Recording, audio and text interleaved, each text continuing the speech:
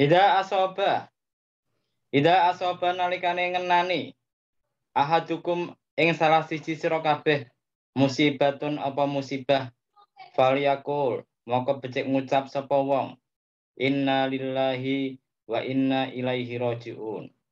Inna setune kita lillahi iku gede Allah wa inna lan setune kita ilaihi marang Allah rajiuna iku padha bali kabeh. Allahumma ya Allah indaka ing dalam sanding sira ahtasibu nyimpen pahala sapa ingsun musibati ing musibahku. Pak Jurni, ini ada dua riwayat ya. Pak Jurni ada yang meriwayatkan Fa Ajirni. Nah, artinya sama. Pak Jurni moko becik maringi pahala panjenengan ni ing ingsun fiha ing dalam musibah. Wa abdilni lan ganti panjenengan ni ing ingsun. Ya kelan musibah khairan ing luwih bagus minha saking musibah mau. Jadi kalau salah seorang dari kita itu tertimpa musibah. Apa itu musibah ya? Musibah itu sesuatu yang tidak sesuai dengan keinginan kita. Dan kita tidak senang. Itu namanya musibah. Contohnya apa? Contohnya Anda misalkan dikasih berkat, arep-arep ya Allah mudah-mudahan itu berkatnya iwak pitik dan lain sebagainya. Sing dibuka ternyata cuma ketan. Wah, musibah gitu ya. Itu musibah. Atau misalkan Pak Nuryo dulu misalkan mau nikah yang dikejar si A misalkan wah cantik dan sebagainya. Ternyata depannya yang apa namanya tingkat 2. Kan tidak sesuai dengan keinginan itu bisa dianggap musibah. Tapi kadang-kadang musibah itu bisa berakhir baik gitu kan. Jadi yang penting kita itu husnudon kepada Allah Subhanahu wa taala gitu loh. Jadi apabila kita tertimpa musibah, musibah itu tadi saya tak terangkan, sesuatu yang tidak sesuai dengan harapan kita dan biasanya tidak disukai itu namanya musibah. Contoh gini, Anda pakai sepeda motor, ternyata kemudian motornya rusak. Senang enggak kira-kira? Ya enggak senang. Nah, itu namanya musibah.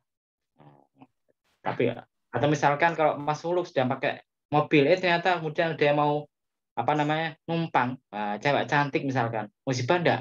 Ya, enggak musibah, enggak senang kali. Kalau yang numpang saya, ya bisa-bisa musibah. Gitu loh, ya.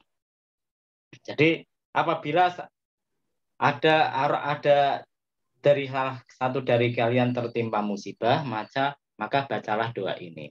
Inna lillahi wa inna ilaihi rajiun. Sesungguhnya kita itu milik Allah dan sesungguhnya kita semua kembali kepada Allah Subhanahu wa taala. Nah, ini kalau kita resapi artinya, orang-orang itu tidak akan pernah susah, tidak akan pernah namanya sedih, minyak goreng kok langka kemudian sedih. Oh enggak, innalillahi wa inna ilaihi rajiun. Kan gitu kan? Kan kalau misalnya sedih itu ibu-ibu kan. Ibu-ibu kalau minyak goreng langka sedih. Kan gitu kan? Nggak bisa masak. Bapak-bapak sedih, anggaran naik. Ya kan? Anggaran untuk minyak goreng naik. Maka kalau kita sudah ingat innalillahi wa inna ilaihi rajiun itu tidak akan sedih semacam itu. Kenapa? Karena kalimat pertama innalillahi, kita semua itu adalah milik Allah Subhanahu wa taala. Harta kita, anak istri kita, kekayaan kita, jabatan kita, semuanya itu milik Allah Subhanahu wa taala. Jadi kita di dunia itu hanya dititipi. Kalau ada orang dititipi kok engkek ya keliru. Misalkan gini, ada tukang parkir, dititipi mobil BMW atau Mercedes, kemudian sombong, wah ini Mercedesku, wah ini padahal titipan, pantas nggak kira-kira? Ya tidak pantas, itu cuma titipannya yang punya. Sama dengan kita itu di dunia dikasih harta, macam-macam dikasih ilmu, itu titipannya Allah Subhanahu Wa Taala.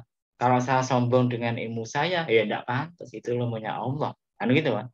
Nah, bahkan ada kejadian dulu, kejadian apa namanya? Ceritanya ada seorang ulama pinter, Al-Quran apa, kitab-kitab apa.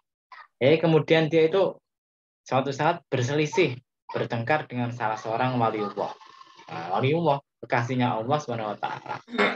Nah, karena dia merasa pinter dan lain sebagainya, akhirnya si wali itu disakiti hatinya. Namanya wali, kadang-kadang ngomongnya itu apa namanya bisa jadi doa. Ternyata kemudian ketika disakiti, dia cuma bilang, innalillahi, kok kamu gitu, ya mudah-mudahan kasih Allah pelajaran. Nah, kasih Allah pelajaran gimana akhirnya? Ilmunya, Al-Qur'annya hilang semua. Hilang. Jadi dia sama sekali tidak bisa ingat hafalan Al-Qur'annya. Bahkan apa kitab-kitabnya pernah dihafal ngelotok pun hilang semua.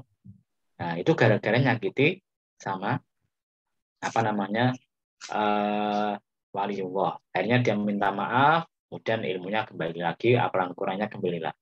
Oh, itu apa cuma cerita Pak? Oh enggak, ada kejadian nyata ini. Ini kejadiannya sendiri yang cerita ya pelaku sejarahnya sendiri. Nah, dulu di Ngeroto itu ada namanya Mbah Fatawi. Nah, sekarang ada apa baninya namanya Bani Fatawi. Di Masjid Ngeroto itu dia biasa ngimami. Tapi biasa orang-orang zaman dahulu itu baca Qurannya itu tidak fasih. Tidak fasih. Nah, suatu saat Mbak Usman, ini saya cerita tentang Mbak Usman. Mbak Usman itu datang ke Masjid Ngeroto jadi makmum. Nah, ketika dia sedang jadi makmum, batin, wah, imam kok baca Qurannya gak apa namanya gak fasih, gitu. Nah, habis batin semacam itu langsung apa namanya eh, matanya menjadi buta, tidak bisa lihat apa-apa, gitu. Cuma batin itu pada batin. Akhirnya kemudian dipikir-pikir kenapa kok saya semacam ini ya, ini ternyata gara-gara dia batin Mbah Fatawi itu. Nah, kemudian ketika dia datang ke Mbah Fatawi, minta maaf, Mbah Fatawi saya minta maaf serang ngerasani jenengan yang hatiku ngene. Jawabannya Mbah Fatawi gimana? Ya gimana lagi tuh, gimana lagi ger, terus kadung itu gitu. Itu kali gitu loh Mas. Ada disakiti dia tidak merasa tapi langsung dikasih balasan. Oh gitu loh. Ini ceritanya cucunya dari keturunan Mbah Fatawi. Sebab Mbah Usman meninggal dunia itu kan matanya buta gara-garanya gitu. Jadi hati-hati loh Mas. Tapi kalau saya tidak masalah, saya bukan wali ya. Ada mau ngerasa di saya nyakitnya ya monggo saja. Kalau saya ikut salah seorang ulama, kalau saya disakiti, dirasani, alhamdulillah dosaku dikurangi. Ya, tapi enak lah. Nah, gitu. Kalau istri saya kan kadang-kadang gitu. Kadang-kadang istri saya itu sebel. Kok dirasani tonggo, ini atau ini tak omongi, sampean sabar. Nek sampean dirasani, diomongi. Oh, berarti kemungkinan pertama orangnya iri, tidak bisa sama Anda. Yang kedua, enak, dosanya dengan dikurangi oleh pahala. Enak loh, gak usah ibadah oleh pahala. Nah, gitu. Jadi nggak usah enak ngerasani kemudian balas ngerasani. Oh, itu tidak ada habisnya. Nah, namanya ikut para apa namanya para budayaan, para ahli musik itu namanya lingkaran setan. Anda ngerasani, tidak orang ngerasani, balik ngerasani, nah bulat ya. Nah, lebih baik dirasani menengahi, dinikmati saja. Nah, kalau wanita itu kadang memang sulit mas. Nah, perasaannya diutamakan. Kalau laki-laki ya tidak. Contohnya apa? Contohnya tetangga saya kan ini yang sebelah itu sekarang lagi hobi karaoke. Nah, jadi dia itu siang hari saat orang tidur tuh karaoke. Dan sebelahnya juga sama, seneng nyetel musik banter. Istri saya sambat, mas ini saya nggak bisa tidur gini-gini, tak mau gini saja. Sudahlah itu hiburan gratis, dinikmati saja. Oh, sampai nggak bayar untuk seorang yang nyanyi, enak nonton musik lah, dinikmati baik. Jadi ya enak toh, hidup semacam itu ya enak. Oh, udah sang ngerasani tonggo, ya dinikmati saja. Kadang-kadang itu Allah akan membalas sendiri kepada orang-orang yang nyakiti kita. Kita udah sandoakan, karena Anda harus yakin doa jelek itu tidak dikabulkan sama Allah Subhanahu Wa Taala. Yang dikabulkan sama itu doa yang baik-baik. Karena tidak dikabulkan, kalau kita disakiti apa ya rasa dungo sing elek-elek, misalnya dibalas dewi gitu aja. Orang hidup semacam itu nyantai. Bahkan istrinya kadang-kadang tanya, oh, mas, sampai kok kelihatannya tidak punya musuh atau gimana? Ya, punya musuh gimana, Wong? Kita dirasani atau nyantai, nggak pernah balasani, gitu. Nggak pernah balas nyakiti. Uh, kalau kita apa namanya, kalau ikut siapa namanya salah seorang ahli seni berhubungan dengan manusia, namanya Dale Carnegie, Anda mesti pernah yang pernah punya bukunya namanya bagaimana mencari kawan dan maka salah satu inti ajarannya itu jangan suka mengkritik orang lain, jangan suka mencela orang lain. Nah, insya Allah nanti kita hidupnya akan senang. Kalau ada orang kritik, mencela gimana? Ya terima saja lah, nggak usah ditanggapi. Percuma, gitu. Percuma. Kenapa? Kalau kita tanggapi jadi rame, jadi gede. Kalau kita nyantai, insya Allah ya jadi tidak akan bermasalah. Kanjeng Nabi itu misalkan, Kanjeng Nabi itu kalau marah sama istrinya ya tidak pernah kemudian gembor-gembor dan sebagainya. Ya diam saja. Salah satu cirinya Kanjeng Nabi kalau marah itu diam saja. Gitu loh. Kalau kita marah sama istri, wah itu karan. Oh gitu loh. Bisa rame-rame. Saya juga sama dengan jenengan. Kita belum tingkatan Nabi soalnya. Cuma bertengkar dengan istri itu adalah salah satu bumbu kehidupan. Kemana rujak itu kalau tidak pedes ya enak. Ya, Anda suami istri tidak pernah bertengkar, wah jangan-jangan punya kelainan. Ya, nama suami istri itu mesti pernah bertengkar, kan? Entah cemburu, entah apa, kan gitu kan. Itu kan nanti bisa menjadi kenangan hidup, dinikmati. Gitu kan. Jadi ya biasa, cuma dilatih kalau kita bertengkar, ya sebaiknya gantian. Kalau gantian gimana? Istrinya marah-marah, kita diam saja. Istri diam saja, kita marah-marah. Kan tidak ada, akhirnya tidak jadi bertengkar. Gitu. Kalau Anda marah-marah sana marah-marah, jadi tukaran, kan gitu kan. Buyar. Iya buyar lah, kan gitu. Iya. Kita teruskan. Ya. Biasanya itu kita marah-marah itu karena apa? Karena kadang kita ingin merubah istri kita sesuai dengan harapan kita. Kadang kita ingin istriku ikut ini, padahal kan namanya orang berubah itu sulit. Kalau tidak dari keinginan sendiri, kan gitu kan. Dulu di awal-awal nikah saya juga sama, saya ingin istri saya ideal gini. Ini sering bertengkar, kan gitu kan. Tapi kalau kita saling menyadari, ya akhirnya jarang bertengkar. Gitu. Kita teruskan. Kemudian wa inna ilaihi rajiun. Jadi kalau kita tahu semua barang itu titipan Allah Subhanahu wa taala, kita tidak terlalu bersedih kalau kehilangan sesuatu. Gitu. Anak kita meninggal, kita tidak begitu sedih. Mobil kita rusak, kayaknya tidak begitu sedih. Gitu. Kalau sedih pertama kali itu wajar. Orang ketika kehilangan sesuatu, tertimpa musibah pertama kali itu wajar. Tapi jangan terus-terusan, gitu. Sekali itu saja, habis itu sudah direlakan, diikhlaskan. Insya Allah itu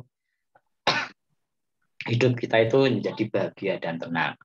Kemudian inti yang kedua, wa inna ilaihi rajiun. Dan sesungguhnya kita semua itu akan kembali kepada Allah Subhanahu wa taala. Kalau kita kembali kepada Allah Subhanahu wa taala, kita kan tidak punya sanggup apa-apa. Masa mau kembali pada Allah bawa mobil, bawa HP, bawa laptop, kan tidak toh. Kita kembali kepada Allah ya dengan amal soleh saja. Amal soleh. Karena itu tidak usah terlalu sedih, tidak usah terlalu bingung dengan apa yang tidak kita dapatkan. Demikian kalau kita mendapatkan rezeki, ya jangan terlalu gembira, jangan terlalu bunga gampangnya. Kadang bisa lupa diri, ya sedang-sedang saja lah. Sedang saja. Namanya umat Islam itu umatan mutawasiton, umat yang tengah-tengah. Dapat rezeki ya seneng, dapat musibah ya seneng, nah gitu kan. Jadi sama-sama senangnya, karena semuanya kembali kepada Allah. Jadi kalau istilahnya sebagian ulama gini, misalkan ada seorang wanita cantik bawa batu bata, kemudian batu bata itu kemudian dilempar pada Mas Huluk misalkan. Sekarang bagaimana tanggapannya Mas Huluk? Marah-marah atau tidak? Ya, marah-marah ya. Anda marah tuh kalian lihat batunya. Iya tuh. Anda lihat batunya. Coba Anda lihat wanita yang cantik itu. Lempar lagi lah. Nah, gitu kan. Tidak terasa sakit. Oh, gitu loh. Sama dengan itu. Batu itu ibaratnya musibah. Nah, musibah.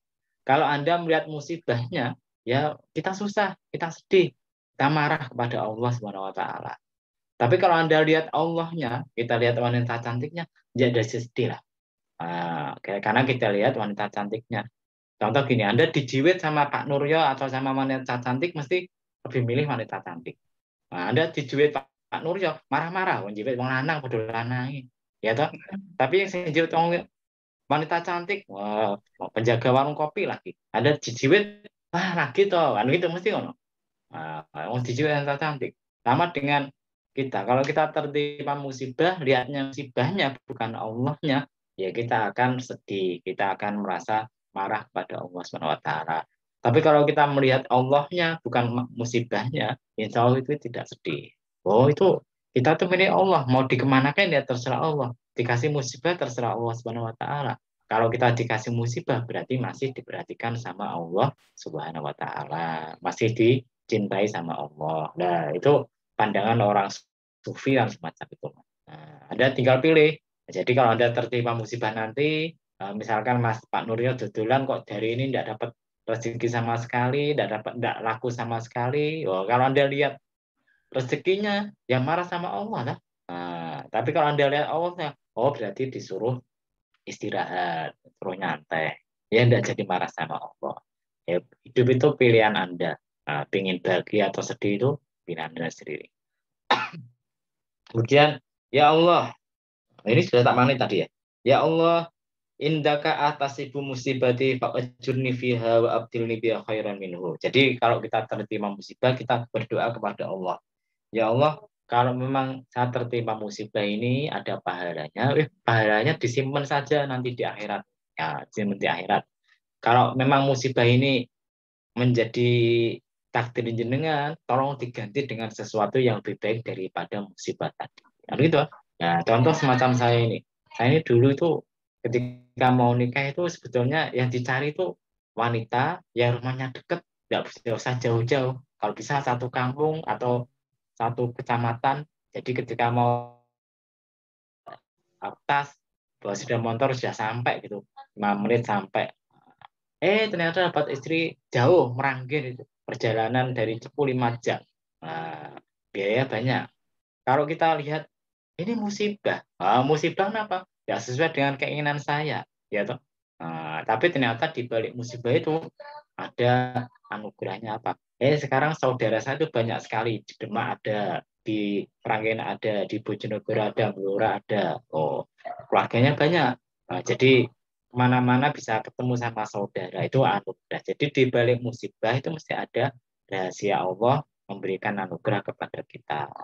Jadi kadang-kadang apa namanya kita itu melihatnya cuma musibahnya. Kita tidak melihat Allah itu menghendaki yang lainnya di balik musibah tadi. Rawahu Ibnu Majah, riwayatake ing hadis sapa Ibnu Majah an Abi Salamata saking Abi Salama. Hadisnya adalah hadis hasan. Gharib kan itu.